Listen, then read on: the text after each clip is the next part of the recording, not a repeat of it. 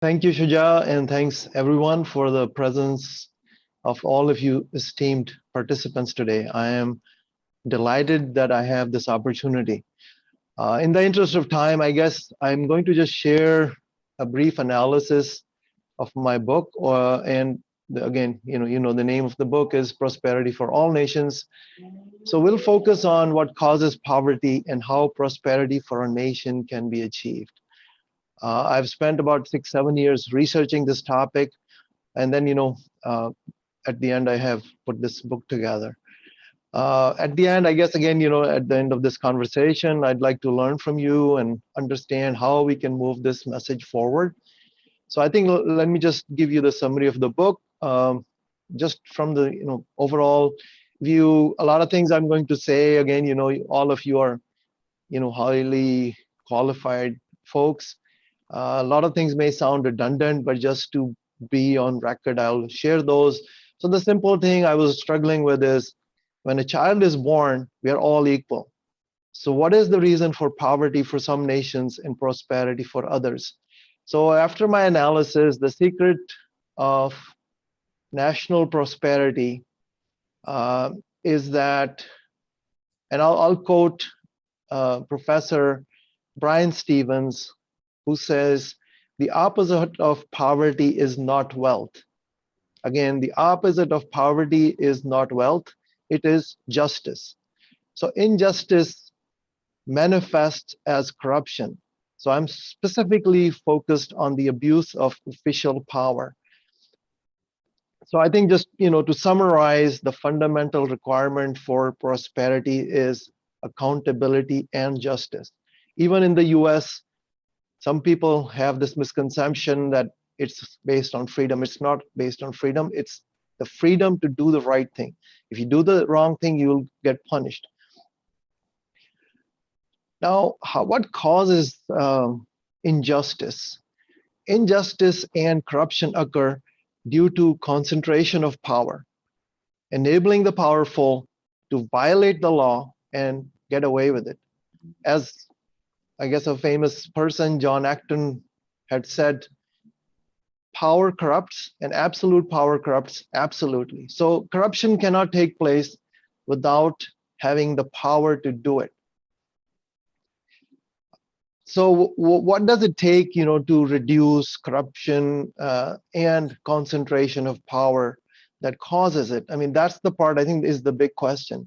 So what I've done is I've looked at US and some other prosperous nations, and my analysis is a distributed governance structure, such as what is used in the US, with collective decision making, is the proven solution to fight concentration of power. A structure where no single official can harm an individual, thus all governing authorities should have checks imposed by the collective decision making of locally elected representatives.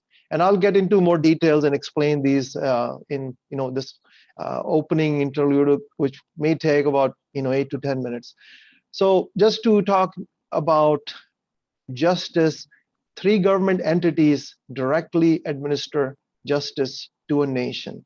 Number 1 is the police to catch the criminals. The number 2 is the judiciary to decide the punishment for the wrongdoers. And third is how the money is allocated through taxes, because money is power, and for a just society, it must be distributed equitably. Now I'm going to compare Pakistan as a third world country with the United States. So a lot of you, again, or actually most of you have some background from Pakistan, or some of you are there. If a police officer in Pakistan arrests somebody violating a rule, the most likely transaction is a bribe, because if he actually arrests or punishes somebody, they get calls from powerful officials and politicians to let the perpetrator go. If the police officer tries to enforce the law, they may get punished and be transferred to a remote location as a punishment from that influential power. And people are going to always talk about who they know and things like that when a police officer catches somebody. So what happens is that the law enforcement is not rewarded. Okay, there is nothing that benefits a police officer for enforcing the law. Instead, the police officer benefits by pleasing their superiors, by sharing the collected bribes, and thus are forced to engage in corruption. So that's what kind of determines and drives just the police's behavior, okay? Because they do not have any independent powers to enforce the law, because they are part of a vertically integrated kleptocracy, which has roots all the way, or is driven all the way to the top. On the other hand, in the US, and for those who are not familiar, I would highly recommend these things are, worth studying. Seems like you're all scholars in this particular area. Why, the US has been successful is that large metro areas are divided into small cities. Each of the local city council, and this is true in other countries, in Europe also. I think UK is governed in similar fashion. So each of the local city councils independently administer the policing and other government services. For example, where I live is the Metroplex of Minneapolis, St. Paul, and it has about a population of 3 million. It is divided up into 218 small cities, or officially they're called registered municipalities, which is kind of an official designation for a city which has their own government. And to use a more specific example, I live in Eagan, Minnesota, and it is a city of about 66,000 people right now. The police serving residents of Eagan are held accountable by the local people. Okay, the question is how? By voting to elect the mayor and the city council members who are responsible for selecting the police chief. All right.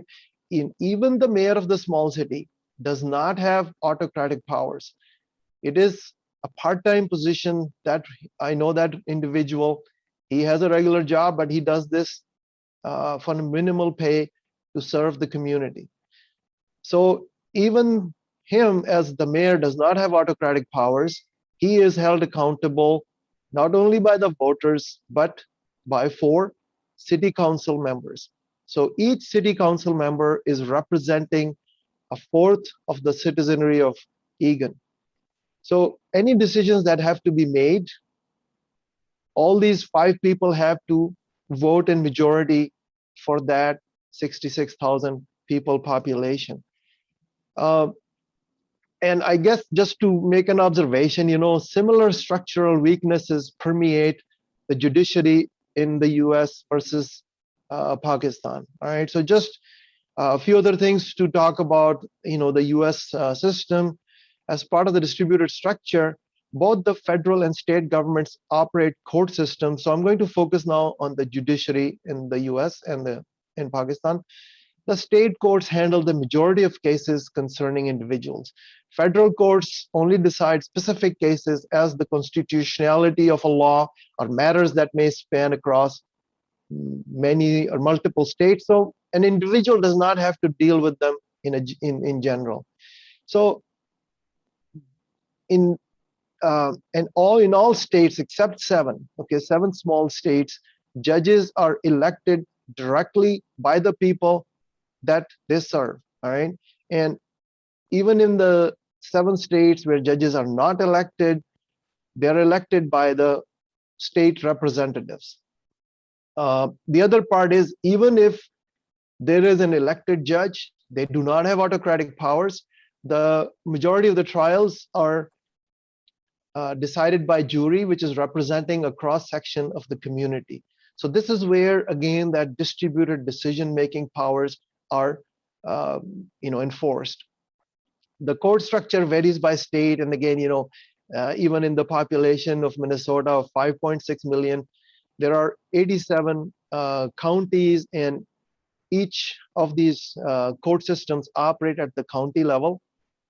All judges are elected for a 6-year term, and as I said, by the people that they serve.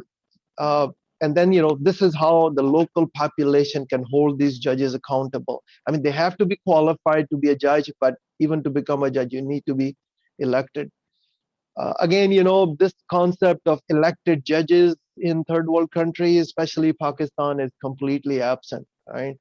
The other thing now I'm going to talk about is the collection and distribution of taxes. In the US, taxes are collected locally by the city, county, or the state to serve the local population. Federal taxes are only funds for healthcare, for social security, and again, sorry, healthcare for seniors and welfare participants, social security, defense, other welfare programs, and interest on debts in that order. So again, the taxes are collected for the purposes where they're going to be utilized. In third world countries, either the central government collects the majority of the taxes or they control how the taxes are distributed.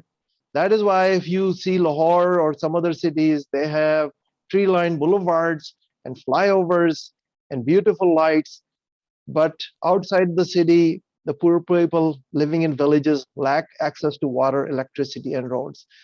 The governance structure,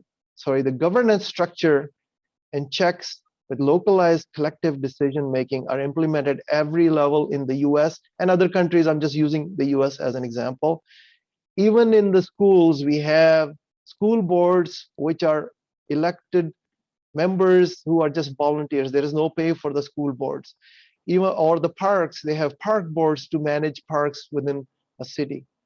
Now at the federal level, the US Constitution establishes three separate but co-equal branches of government. So this is another different thing. There are three branches, but they're all co-equal. The legislative branch, the executive branch, and the judicial branch. This distributor structure again prevents one branch of the federal government from becoming too powerful and creates checks and balances on the other branches. So the bottom line is, unless structural changes are enforced, justice cannot prevail and corruption will continue.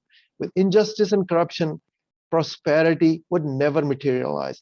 The secret of prosperous countries is checks and balances, enforced a distributor structure subservient to the local population. I think that's the most important. Smaller group of people is controlling and holding accountable the services they are receiving. US has done similar or helped Germany, Japan, and South Korea through the Marshall Plan and helped these countries. And all these countries have done tremendously well. One thing which is coincidentally notable is that between Germany, Japan, and the US, the language, the culture, the religion, the race, and even the continents are different. So none of these factors matter. Somehow people have this notion that maybe it's got something to do with religion or the weather or the geography. No, it's all dependent upon accountability via localized structural checks and balances. So I think what we need to do is stop blaming the people or the leaders. They're playing by the prevailing rules. When you have a vertically integrated kleptocracy, you do not have the freedom to act in a just fashion. So just another example is, if you look at a cricket ground, I guess there are some test matches going on in the UK right now, or a soccer field, a person's skin color becomes immaterial. Everybody plays those games in identical fashion because the rules are identical. So bottom line is, folks, we have to figure out how we can change the rules of this game, and we have to adopt localized checks and balances, holding government employees accountable to serve the population. And just to give you now some background, okay, why did this happen? I mean, were we stupid, or how did this start? So the thing is, in the past, the governments represented dictators and colonizers. The goal for these people was to control the population and extract the wealth. So the colonizers left India, Pakistan, and many other countries that were colonies. But unfortunately, their system prevails. New officials moved into their luxurious estates and continue to govern and extract wealth in the same fashion. Even after getting liberated from the British, officials in most liberated counties still transfer their wealth to the West. I mean, we know all the corruption issues with some of the government officials and or prior leaders. The power of the government structure is so dominant that even when the players change, the outcome is going to remain the same. So I would like to share, this is just to conclude, that I have a dream to make this known across the globe, that we need to transform governments to be held accountable, such that we have government of the people, by the people, and for the people. Again, thank you folks for listening to my long commentary here. Appreciate your patience. But now I think I'll just open up the floor for how we can make this happen. Thank you, Raza. I'm grateful for that overview and some of the details. I would like to suggest that we begin with some questions and comments. And first with, maybe I can go to Amina. I know that you've been thinking about some of these issues, Amina, as a very successful entrepreneur yourself.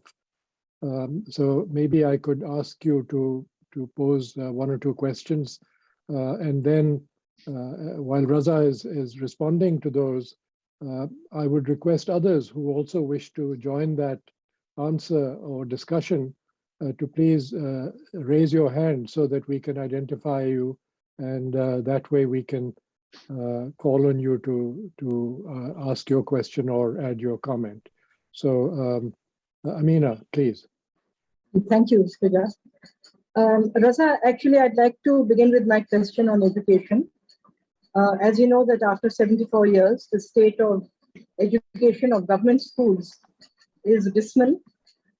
And first of all, every child who is of school-going age is not going to schools. Over 20 million children are out of school.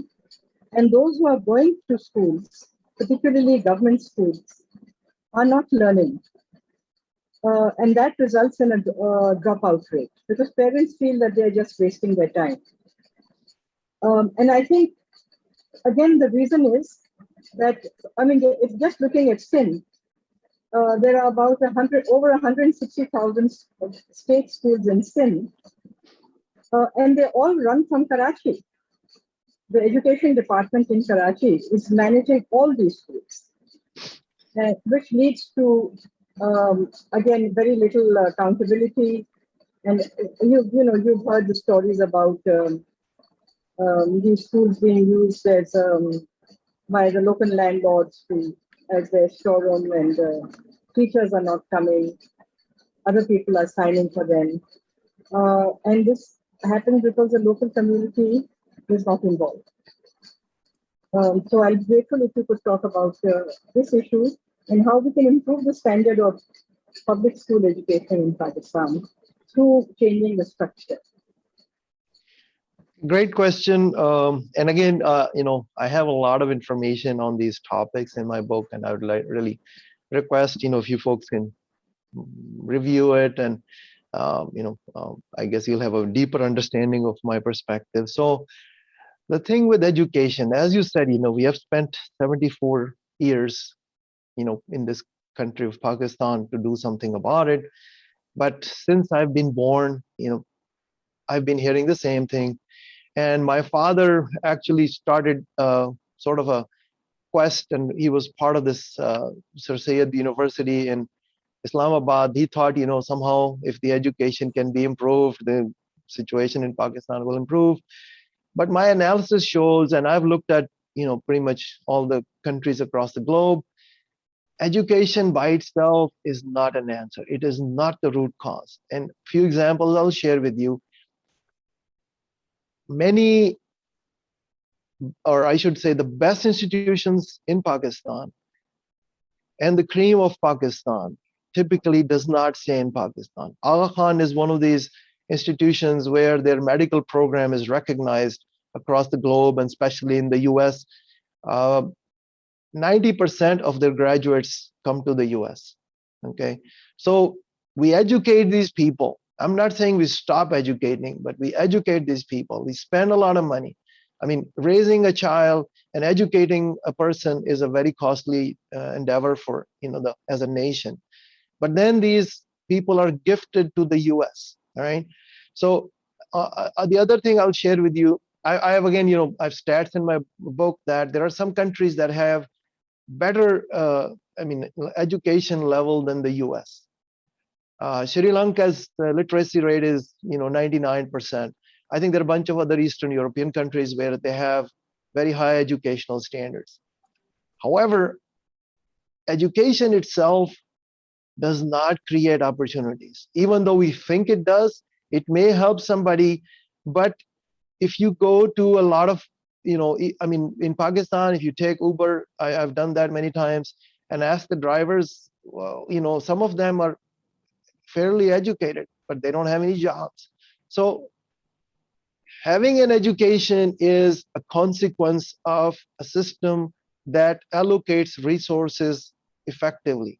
If you don't allocate the resources effectively and you don't have opportunities, you can educate people, and then the smart people are going to leave the country, and the contribution to the country is minimal. So that's what I would say. I mean, I agree education helps, but it is the consequence of the governance and the structure, not the root cause of it. Thank you, Raza. I see Mujtaba Isani has raised his hand, and then after that, we'll go to Murad Ali. Mujtaba, of course, is in education and also in Sindh. So let's hear from him. Yes, generally on that comment, and especially during like my fieldwork in Sindh, also experience in Sindh. So when, for example, in Sindh, one of the things that came up when there was this local government elections under Musharraf and under him, and where the Nazims were given power, one of the complaints was that these local government officials that were politicians never came to office, or came to office quite late. There was a big bureaucratic backlog, and sort of this elected local official system in rural Sindh actually did not work. And then they were forced to sort of shift back to this sort of deputy commissioner system, where these bureaucrats at least came to office and the day-to-day things were sort of being carried out. So I just wanted to ask you, like, do you think in a place like Pakistan, where there is some of this sort of strong patron-client relations in especially the rural areas, and also maybe probably not a perfect sort of democracy that we have. So do you think still your sort of this local elected officials can be this can be the answer to this broader question of prosperity in Pakistan? Yeah, no, thanks, Mushtaba, for that question. The thing is that the structure that I'm sharing with you, again, I said, the three components: the policing, the judiciary, and the distribution of money. We have to have all three of them. We cannot just have one of them. So let's say, I'll just give you an example. Again, the city of Egan, and you can Google this. I somehow came across this. I did not know this. The mayor of Egan, I know him personally, but if you Google city of Egan mayor and arrested by the police, so he was drunk one day, and then the same police that reports to him arrested him, because these people have accountability, and even if the mayor wants, they know that the mayor cannot fire them, okay, because there are 5 other people. So we cannot have just one part of, it's like, a stool requires at least 3 legs. You need all these 3 legs to be there, so that if, for instance, if somebody is not acting according to the rules or the constitution, is not showing up for work, number one, there should be a council, so one individual does not have the authority to not show up and nothing happens. Secondly, the police and the judiciary to enforce the regulations. So unless we understand we need all these 3 components, just having one part of it is not going to work. Thank you. I thought I saw Murad raise his hand. So let me just suggest for the rest of you, if you wish to ask a question or add a comment, use the reaction button at the bottom of your screen. and use the raise hand function because it allows me to see much more clearly. So like Aktas has done. So let's go to Murad, and then after that, we'll go to Aktas. Thank you. Thank you. So I think what you have mentioned in your book has been typically the case in Pakistan and in many countries. For example, from in my area, political economy of foreign aid and development effectiveness. So literature says again that if aid is given to countries where it's democracy, respect for human rights, accountable institutions, and good governance, so $10 billion a year can reduce poverty or can uplift 25 million people out of poverty. But if the same amount of $10 billion is given to a country or to countries where there is lack of good governance, lack of accountability, lack of transparency, so it can take about 5 million people out of poverty. So I mean, it's 4 times effective if foreign aid is given to countries where there is justice, accountable institution, transparency. But again, and some lots of other studies on this, that and in the context of Pakistan, for example, if I quote another book, when the 2030 agenda was being approved at the global stage, so there was consultation across the country, and the UN Development Group, UNDG, it came up with a report, A Million Voices, what we want for the future. So the world we want. So Pakistani participant in this particular survey, for them, the first issue was security and law and order. And because this survey was conducted in 2013, so we understand that law and order was a critical challenge, a very important issue. But the second most important issue that Pakistani participants highlighted was that we need good governance, transparent and accountable institution and rule of law. But what you mentioned again, I mean, how we can disempower those particular people who have the authority to legislate, they have authority to allocate money, who have authority to bring reforms. So it's not just empowering people, but also disempowering those who have all this authority or this elite capture. So how we can do it in Pakistan? All right, so the question is, how can we do this in Pakistan?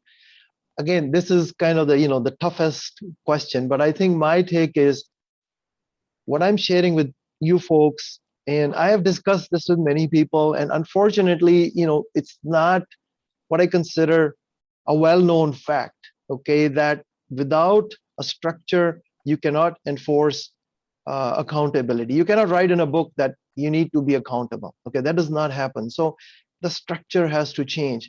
And a little bit background, the reason I came to this conclusion is in one of my MBA classes, we were studying how to design an organization for different types of outcomes. Okay, there is a military structure which is vertically driven, and then there are sort of creative structures which are more horizontal and localized so that people have more freedom. So in that study, I said, if that applies there, then I think the structure has an importance in the governance also. So I think, how can we make this happen in Pakistan? The first thing is we have to let people understand that you don't need to all try to run to the US. We can try to create the US type of structure. That's what's driving their success. There is nothing very special about these other countries. So I think if the people have the awareness, and then some of the politicians, yes, right now, money and power are the same. In corrupt societies, if you have money, you have power. And if you have power, you will have money, because there is no accountability, there is no justice. I mean, money buys power, and power lets you get away with stuff. So we have to help some of the leaders. Okay, again, I have great respect for Imran Khan as the PM, and again, very hopeful that he was not one of those classes of really rich people, and people voted and elected and supported, and I did the same thing. So I think my take is we need a leader who understands these concepts and goes to the public and says, this is what we want to accomplish. I believe he or she will get that support. All right. And if they get the support, and this becomes like a topic of local and national conversations, people will understand it. Right now, our people, I think, are lost. Some people think, oh, we need more religion. We need, maybe the Taliban are gonna fix this corruption. And they're kind of lost, okay? And there is no clarity on what corruption or what would it take to reduce corruption. I mean, we all were very excited about Imran Khan. He's been there for 3 years. And again, I'm still more hopeful than any time in the past. But unfortunately, yeah, you're shaking your head, but unfortunately, unless you change the structure by changing one person at any level, even at the top, does not change the country. We have to embrace this change. And I think, just imagine that people start protesting that, okay, we need a reform in how the judges are, nominated right now. I mean, they should be elected by the local people. Yes, it will take other, time and, a little bit of iterations to eliminate the bad elements, but I think that's where we need this education, and we need something in the media, and that will be the first thing. And then the second thing is we need support even from outside of people in that are trying to make a difference in Pakistan, even the US aid and other elements that at least we believe or hope that they can aid these countries, that we ask them, this is what we need. Thank you, Raza. I think that you're also hinting at a more active and powerful role from the diaspora. But let me move on to Akdas. His hand has been raised, and then after him, Yasser. Akdas, please. Thank you. Thank you for the opportunity. Thank you, Raza Hasan Saab, for a very nice presentation. I think you've presented a significant amount of food for thought. A lot of people have been thinking about these very important questions for a very long time. I just wanted to say that I completely agree with your analysis when you talk about the absence of local democracy in the case of Pakistan. So you gave this example of the mayor being able to hold the police chief accountable. I mean, that is something that is completely missing in Pakistan. Really, I was participating in a webinar and I posed this question to Mr. Sartaj Aziz just yesterday. And he also picked up on this point, and he said, yes, the absence of local government is a very, very big problem because what ideally should have happened at the time of partition/independence is that both countries, India and Pakistan, but we'll speak about Pakistan here, should have gone through a process of what I call de-Rajification. So they should have done away with the CSP, they should have done away with the centrally controlled police service, what have you, and try to devolve power. But as we know, that did not take place for various reasons. So I completely agree with your analysis that lack of local democracy, lack of third tier of democracy is a very significant reason why we see the state of affairs we see in the case of Pakistan.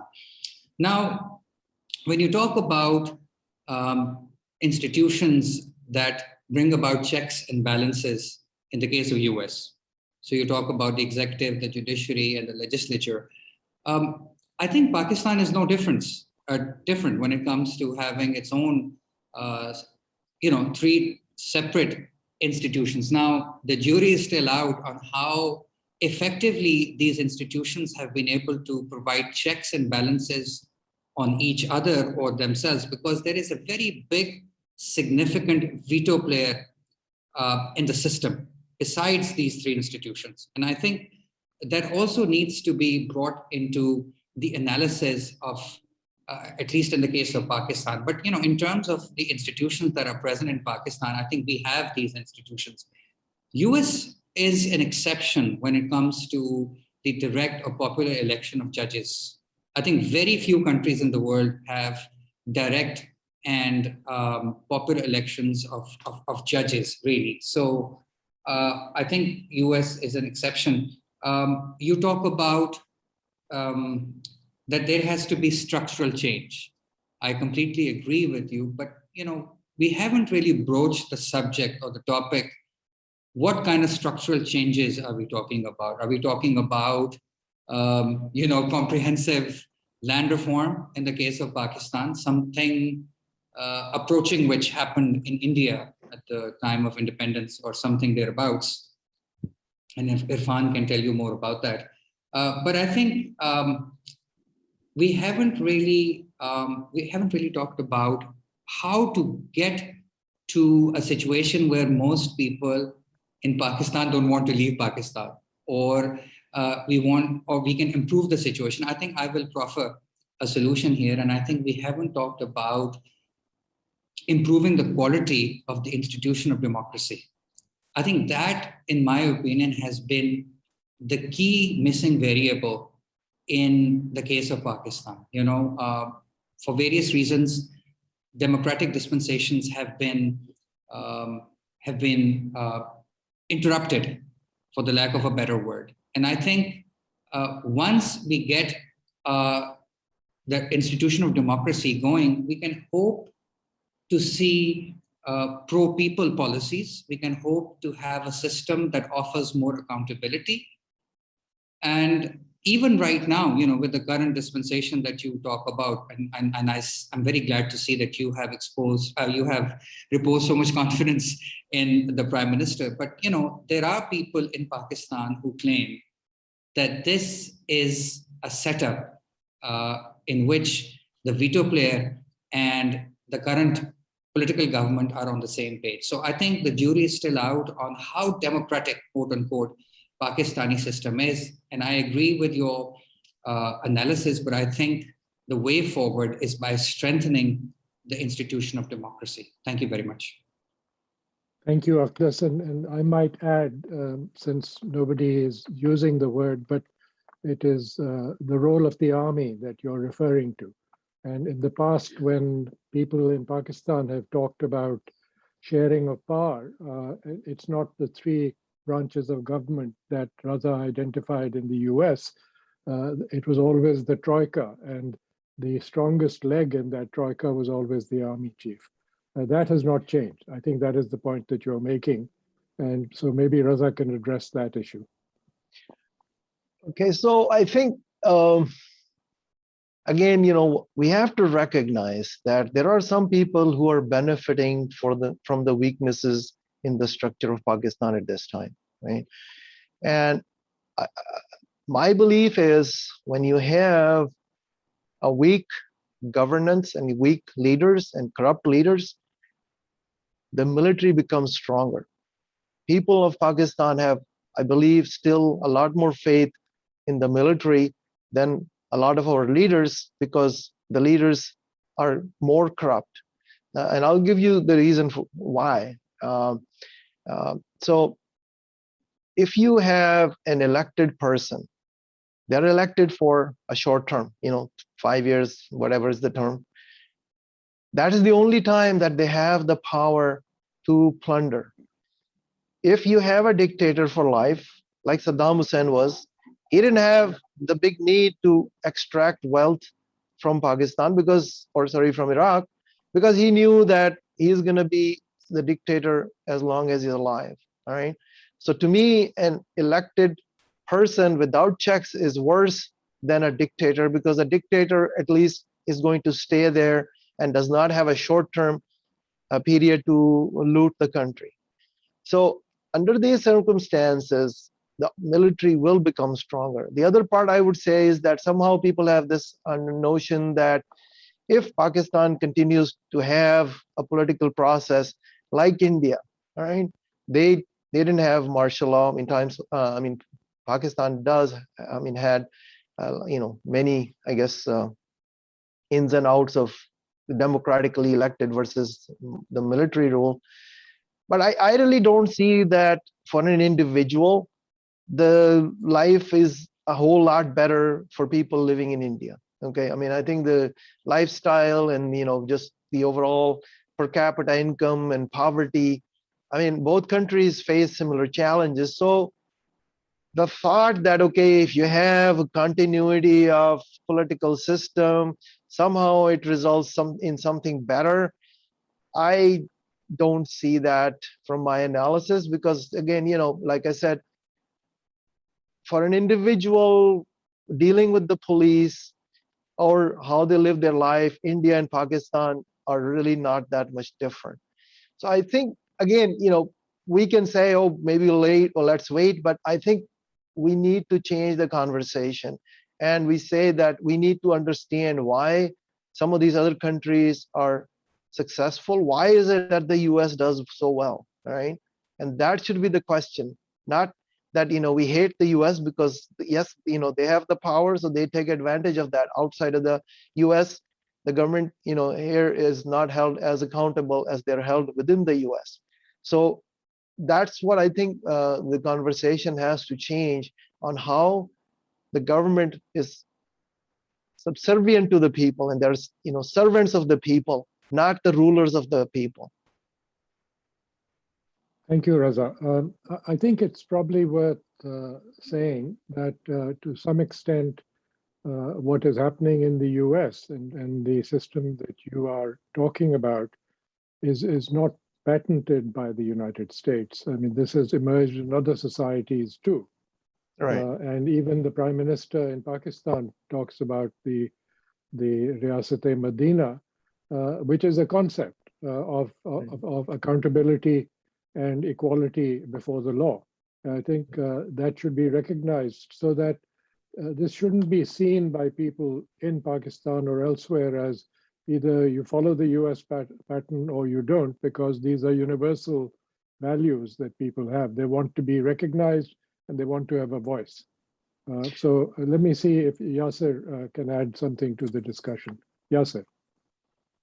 Sure, thank you. So I wanted to say that I do agree with, and I think it's really interesting, this idea of sort of preventing the concentration of power, as you've laid out, as a key facet of the way you want to structure sort of the political system, right?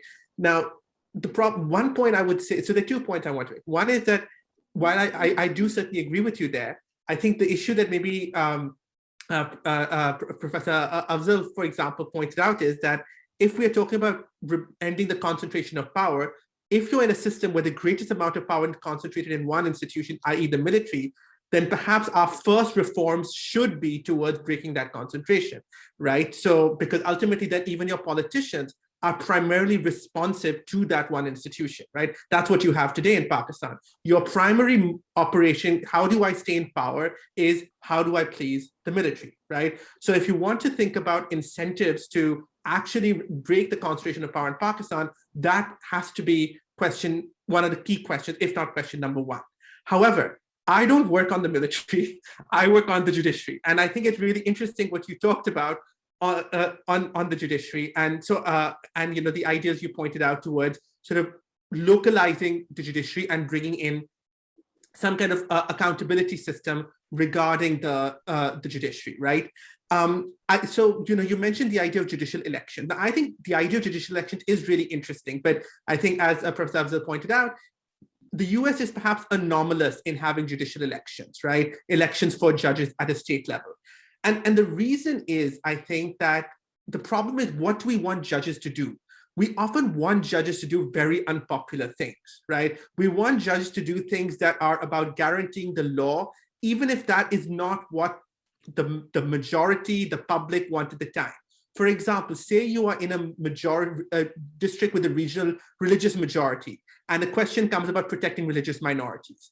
Electing judges often undermines the incentive to protect minorities, which is one of the key functions you want judges to perform, because it's unpopular, right? Very often. So, but that doesn't mean that I think you're incorrect about I do think there's something to talk about. I'd like to know more of your thoughts on, are there other ways to think about the idea of holding judges accountable? How do you make sure judges can be held accountable if elections do not quite deliver the result you need them to do? Are there other ways to think about making judges responsive and accountable to the job that they've set out to do, which is protect the law, uphold the Constitution, protect rights, and hold other branches to the law, right? How do we do that?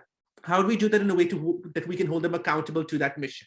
If elections don't work, what other options do we have? That's my question. Okay, good question. Thank you. So, And Raza, if I can request you to keep your reply short, because I'd like to really have you wrap up some of your thinking. We only have a few minutes left. Thank you. All right, so I'll just try to give you a short answer. The judges do not give a verdict in the US. The verdict is given by the jury. So judges are just managing that you're following the laws. That's all. That's all I have. So go ahead, please. Thank you. Now, Raza, I think we've heard various streams of thought and questions from the group. I'm grateful for the reference that Murad has shared also to an article on corruption that he wrote for the newspaper in Pakistan. I hope people can take advantage of that. Maybe I can ask you now to explain a little bit of what you're trying to do in creating a coalition of support for your ideas around the globe. Yeah, thanks everybody for this opportunity. So I have launched, and you can check out the website. Again, it's not perfect. We're working on it with the help of a full-time person hired and employed in Pakistan. The website is prosperityweb.org. It is a nonprofit organization registered here in the US. The goal for this organization is to connect people together, similar to Facebook, that people create small groups in different countries or different parts of the world to create the awareness that we need to talk about reducing and eliminating concentration of power. I mean, whatever mechanism we want to devise, okay, as long as one individual does not have the power to make a judgment or punish somebody without any checks from somebody else, that would be successful. Only thing I say is, why do we need to reinvent the wheel when the US has been doing it very successfully? So again, I would ask, please help me, and you're not helping, you're helping the cause, you're helping all of us, our children, their future, and join the movement. And let's stay connected to figure out how can we promote this. I'm trying to promote this through the media, but having a hard time, because I'm really nobody and people don't want to give attention to what I'm trying to accomplish. So that's the goal of this organization, prosperityweb.org. Thank you, Raza. And let me contradict you. You are not a nobody. You are somebody. You have ideas, and you have shown your ability to transform enterprises. So on behalf of Irfan Nuruddin and the South Asia team, I want to thank you for giving us the time to break away from your trip to the United Kingdom. And I just want to keep an open invitation to everyone on this roundtable that you can continue this discussion directly or through us at the South Asia Center. My colleagues and I will be available to connect you and to take this forward. And of course, Raza, for you, Irfan Nuruddin and his team are available to take these ideas forward and to make them part of the Pakistan initiative as we go forward, because this is the mission of the South Asia Center at the Atlantic Council, to change the discussion of Pakistan away from one that is solely based on security considerations and regional hegemony and so on, and to make it more oriented towards the economy and development and the political and social development of the country itself, in which the diaspora can play a big role. So thank you all, and I will be seeing you again on another roundtable. Thank you.